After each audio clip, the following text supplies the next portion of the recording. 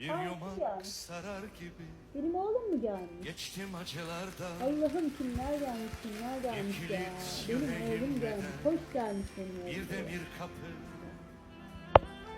Kuş Benim oğlum uçmaz, kadar kervan yakışıklı var geçmez. memlekette.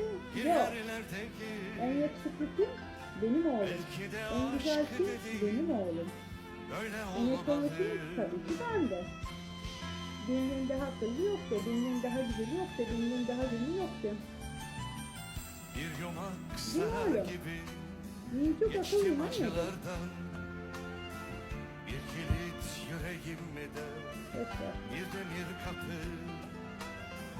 Kuş uçmaz, kervan geçmez bir yerlerdeyim. Belki de aşk dediğin erişilmez olmalı.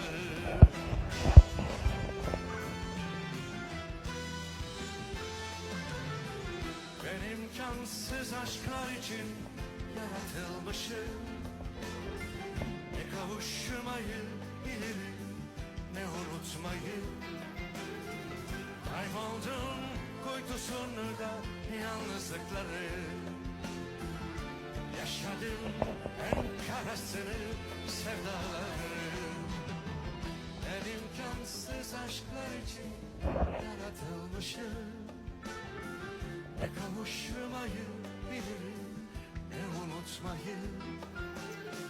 Kayboldum kuytusunda yalnızlıkları.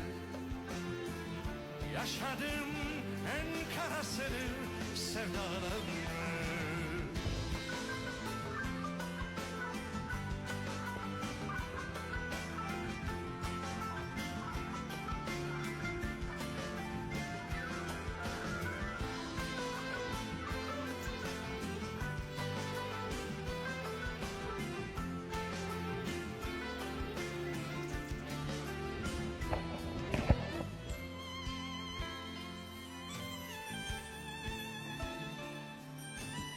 Sensizlik bir ok gibi canıma saplanmalı.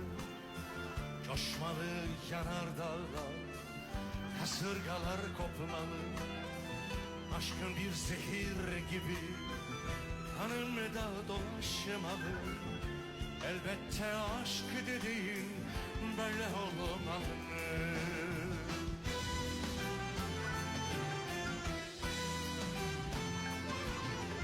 Ben imkansız aşklar için yaratılmışım. Ne kavuşmayı bilirim, ne unutmayı. Kayboldum